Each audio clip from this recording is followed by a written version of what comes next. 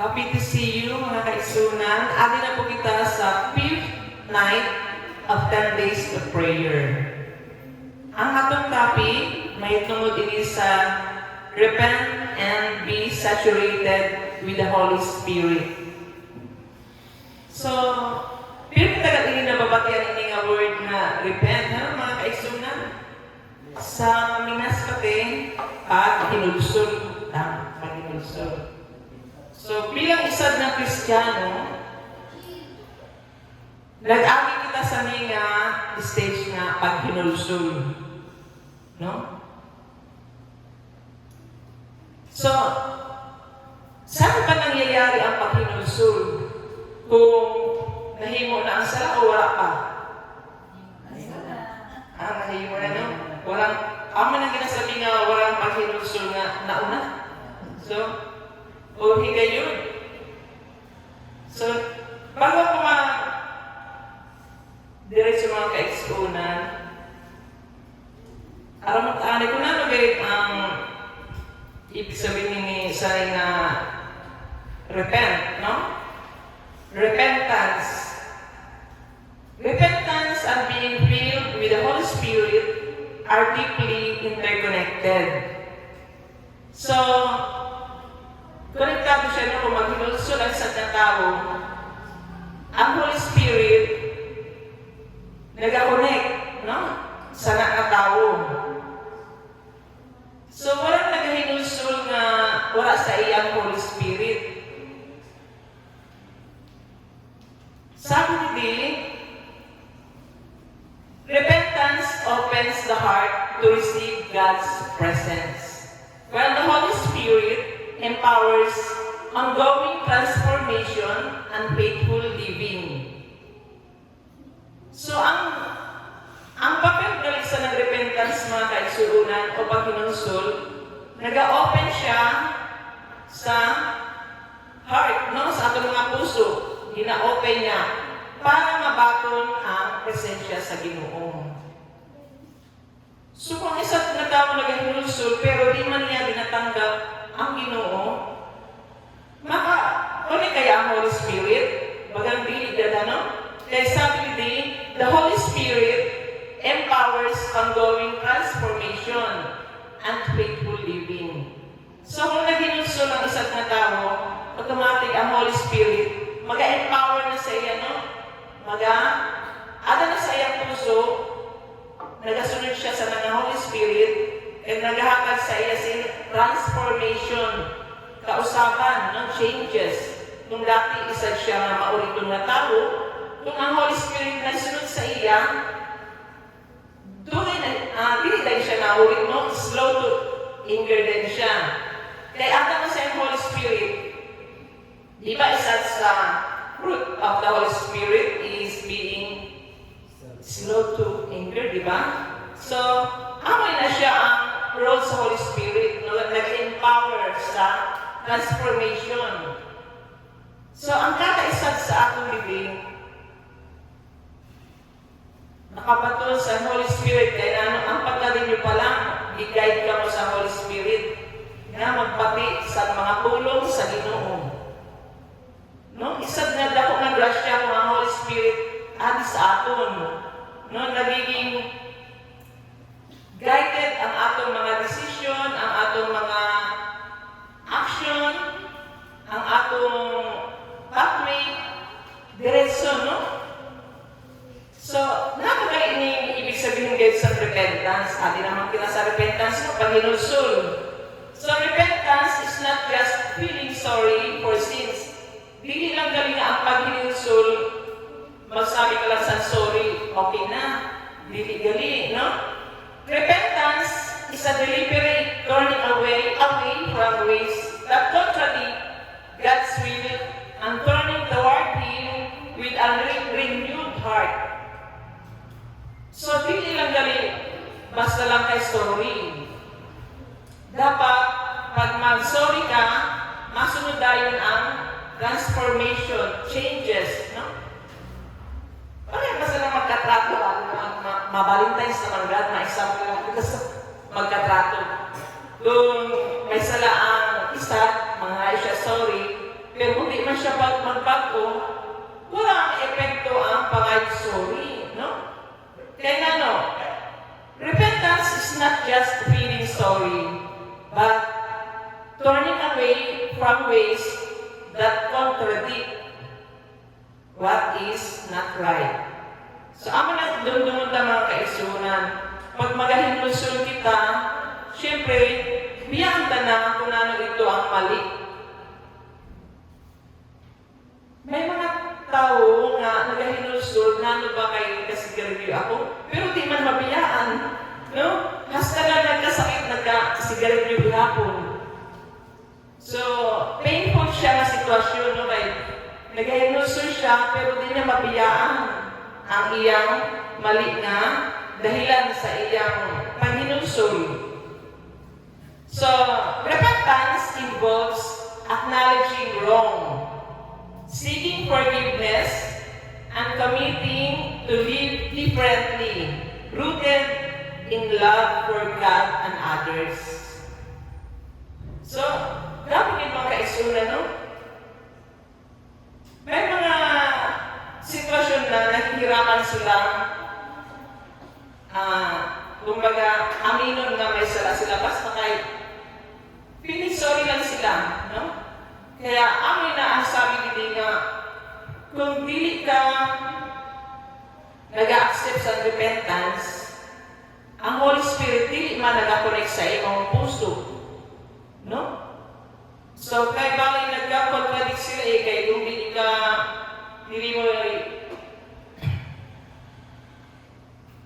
mo tugutan ang Holy Spirit na masulod sa iyong puso, imposible na magkaroon sa transformation. So, ang mga kaisunan na kung nag-dinusol kita, nagbasol kita, magkakaiba kita sa transformation. Nagiging saturated, no? Kita sa Holy Spirit, napupuno, no? Napupuno ang atong puso, ang atong pagkatao. So, being saturated or filled with the Holy Spirit goes beyond a one-time experience. It is a continuous surrender to God's presence, working in and through us. This empowerment enables believers to live out their life,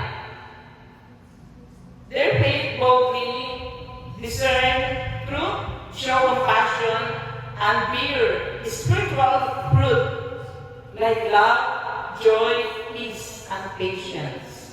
So kayo na mga kaisunan na kung ikaw kita sa nakanan na fruit of the Holy Spirit, no?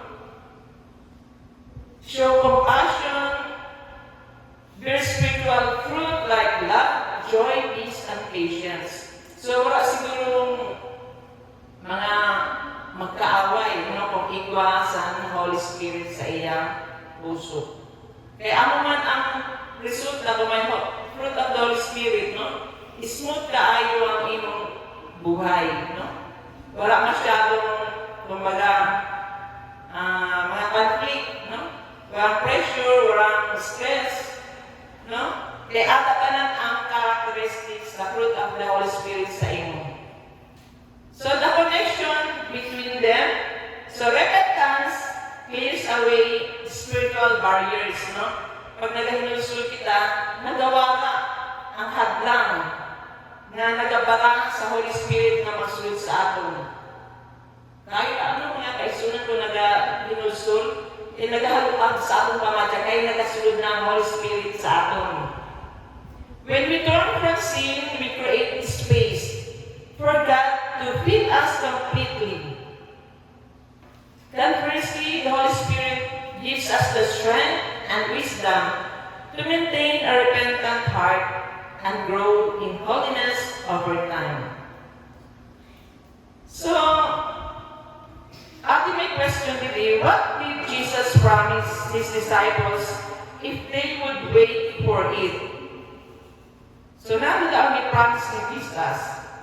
Sabi sa Acts 1:45, and being assembled together with them, commended them commanded them that they should not depart from Jerusalem, but wait for the promise of the Father, which said, Ye have heard of me. For John truly baptized with water, but ye shall be baptized with the Holy Ghost that many days hence. So ang promisa galing sa Ginoo no, nga makabaton ang mga disciples sa promise sa Ginoo nga Holy Ghost or Holy Spirit. So how much does God want you to have the Holy Spirit? Gusto sa Ginoo nga ikuwaman kita mga Holy Spirit, no? So if you as a parent give good gifts unto your children, how much more shall your Heavenly Father give the Holy Spirit to them that ask Him? So kung gusto mo sa Ginoo nga maghatag siya Holy Spirit only when you ask that, di man pwede ihatag kung di ka nagangayo. Di man siya pwede ipilit. Kaya kinahanglan man siya sa repentance. No? Maghinusul bago mo matanggap ang Holy Spirit. So, what does Jesus invite us to do? Ano daw ang gusto sa Ginoo nga himunta? So sabi ni, ask and it shall be given you, seek and you shall find, knock and it shall be opened unto you. For everyone that asketh receiveth, and he that seeketh findeth, and to him that knocketh it shall be opened. So kaya naman kaisunan no, mag-reach out lang kita, manuktok kita, no, para abrihan kita. Mangayo kita para tagaan kita. Kaya dili man pili nga ila mga aksyon, no? Di ba? Nagawlat na ang Ginoo sa atong paghiwag. So na nang paghiwag ka, we ask, we find, no?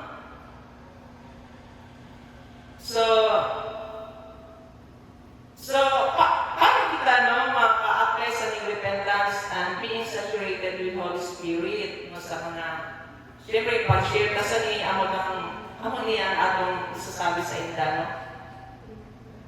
Number 1, start with daily self-examination no? Adalan ta sa girita kita tanan naranasan ta ng adalan ta sa girita no? Tama ang mga kaisunan. Gina-analyze ang sarili lang, ba ako? Maulitin ba ako? Maisog ba ako? Buwaan ba ako? Di ba? Pag ina-adalan ka, no? Self-study. So, dapat we have a daily self-examination. Misa ba ako? Napakyas ba ako? Ask yourself, where did I fall short of God's standard? No? Kinahanglan ta imo nga ina. Kaya kung dili ta imo nga ina sa atong sadiri, di man kita maka-anak kunan ang atong mga shortcomings, no? Did I hurt someone out of selfishness or turn away from what is right? Minsan mga kaisunan pala blinded kita sa atong mali. Tama? Di ka nakikita ang atong mali. Pero nakikita ta ang mali sa atong katakin. Mali-dahil nakita sa mali sa atong katakin. Pero dili ka dapat inaunahon ta atong sadiri. Mga ang atong sadiri, where did I fall short of God's standard? Kaya kung dili ka humala atong sadiri, kaya kita tang iba, so medyo dili siya kuan ano? Kumbaga dili siya justified, no? So ako lang ginasabi nga, bago mo kitaan ang butas sa iba, kita mo nga sa diri mo. Baga kasabto ng mga ano. So, para makita mo ang mali sa iba, kita mo sa diri mo, no? Kung ikaw ba inang mali. So, next, practice immediate confession. So, insigida galit ko may sala kita. Magpaantay kita sa Ginoo mga ikitasan. kumbaga, i-accept na na mali kita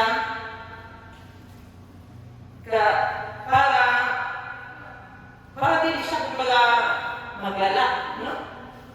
So when you recognize a wrong, confess it to God right away. If you harm another person, if you have harmed another person, seek their forgiveness promptly and make amends where possible. So kung nakasala kita sa ating kapwa, bilang isang na Kristiyano, sige na daw mga ikilasan sorry. Kaya kung padugayin mo na, magugat, madagdagan ka, so nagkakaigo na sin conflict, ano? So ang ganyan sabi nila nga, practice immediate confession, sige na mga ikilasan sorry, no? Minsan mga jurutay na bagay sa everyday living ba yan, may mga jurutay na salap na dili ka na nga sorry, pero alam mo nga, nasakitan ang iyong nakilala o friend, no? Parang gusto mo sabihin na, ay, friend man kami, girls na, no? So, minsan nga jurutay na mga salap, mga ikilang sorry, no? Okay. It is not good to do it over and over again, no? Kaya, ibig sabihin, magiging normal na sa imo, natural lang sa imo ang maging sa mga little things na shortcomings, no? Then, replace negative patterns with positive ones. Identify recurring sins or unhelpful habits, then intentionally choose a godly alternative. If, for example, if we speak harshly, no, minsan sa kaawit nato, nakaistorya kita sa kalalit-lalit na mga istorya, no?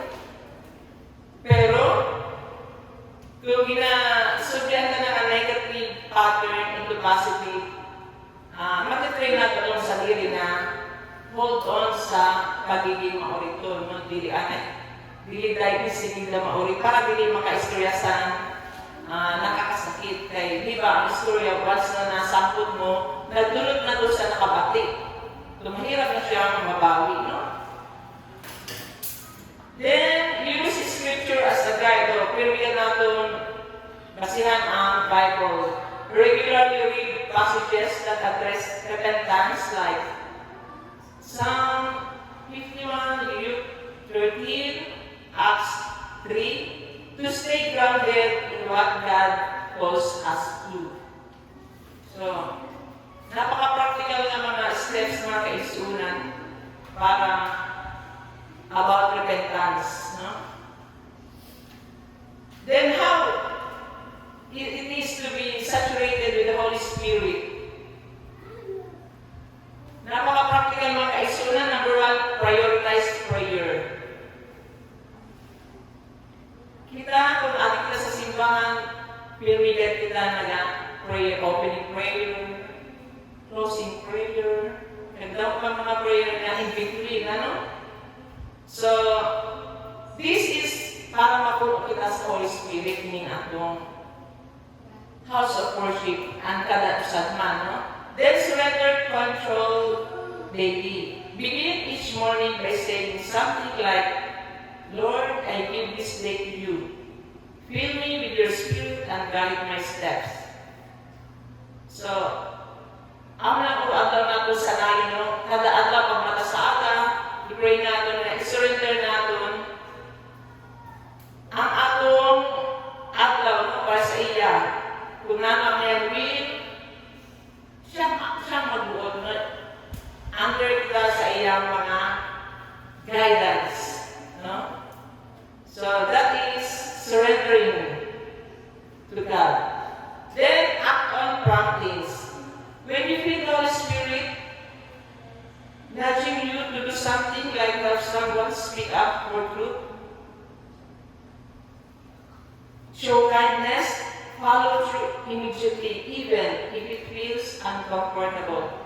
So, may mga sitwasyon na kaisunan na minsan, hindi kita komportable, no? Nga maging maayo, kay feel ka nga naabuso. Or minsan, hindi kita mag-isyasin matuod. Bisan, hindi kita at isi kita nga mag-isuya si matuod. Pero ang sabi ni, it's better to tell the truth than tell a lies that will suffer you later. No? So next is fellowship with other believers. Para sa atong binayang na, nag-attend kita sa video prayer or small group. Isa din na paagi na napupuno kita sa Holy Spirit, no? Pero di kita nag-aratupan, nag-prayer. Kaya sabi sa Bible, isa o duha nga nag-istorya tungkol sa Ginoo, ang Ginoo kaupod niyo. No? So it doesn't matter kung dako or tunay ang simbahan, as long as ang Ginoo pirmi naton topic, no? Pirmi naton giniskutan dili sa atong simbahan.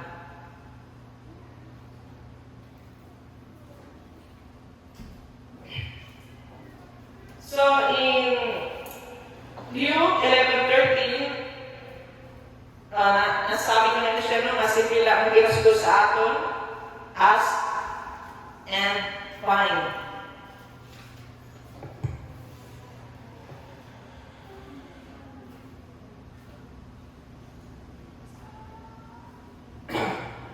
So the sin against the Holy Spirit, since Holy Spirit ang atong topic, ikaw na rin sala, kung makasala kita sa Holy Spirit na rin siya, kay ginasabi nila, isa siya na unforgivable sin. No? Unforgivable sin. Sin of the Holy Spirit. This is a significant concept in our Christian doctrine. Na hindi na sala natin ikaw mapatawad sa Holy Spirit. Ayan. Kamay na mga kaisunan. Dili, gayud magpasaylo sa Holy Spirit, kaya wala man ang ayusan katawad. Kumbaga, nasanay na siya, no? Wala siya nagpangayusan katawad, kaya nasanay na siya na amo na ang iyang buhay. Yeah, kumbaga, nag-eiko na siya kumbaga ng kalyo, yung kalyo, nagtika na, no?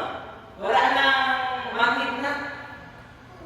Wala na siya nagpangayos ng patawad kay nagtika na yung puso. So, amoy na siya nga sin against the Holy Spirit, no? Unforgivable siya kay wala kayo siya nagpangayos ng patawad.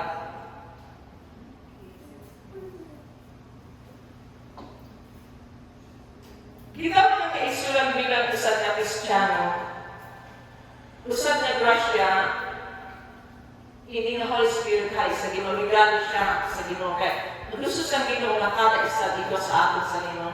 Sa maabot na panahon, amoy ni ang atong magiging, sabi nila, magiging power, no? We are to receive power when we have the Holy Spirit. But why we do not hunger and thirst for the gift of the Spirit? Nano daw kay dili kita naghanap, dili kita nauhaw sa nga gift of the Holy Spirit. Why do we not talk of it sa ibang mga panahon? Why don't we pray for it and preach concerning it? The Lord is more willing to give the Holy Spirit to those who serve Him than parents are to give good gifts to their children. For the daily baptism of the Spirit, every worker should offer his petition to God. Companies of Christian workers should gather to ask for special help, for heavenly wisdom, that they may know how to plan and execute wisely. Especially should they pray that God will baptize His chosen ambassador in mission fields with a rich measure of His Spirit. The presence of the Spirit with God's workers will give you the proclamation of truth, a power that not all the honor or glory of the world could give. Grabe mga kaigsunan, no? Ang sabi dito, wala daw honor or glory sa niya kalibutan ang makahatag sa niya power, no? Ang ginuulam. Isip mo mga kaigsunan, ang ginikanan naghahatag sa iyang anak sa regalo. How much more ang Ginoo naghatag sa aton sa gift of the Holy Spirit.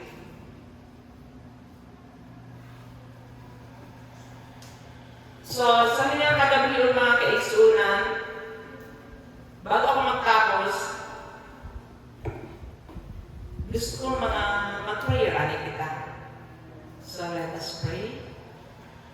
Our dear Father in heaven, thank you so much, Lord, for the message about the Holy Spirit. We pray each and every one, Lord, that you fill our hearts with your Holy Spirit, that we may be able to do incredibly the work you have given to us. Without you, Lord, we are nothing. We are thankful, Lord, that you have gifted each of us with the Holy Spirit, which inspires us, strengthens us, and give us the endurance to walk in faith. Lord, help us to change our hearts, reform us, help us, Lord, to be a better Christian every day.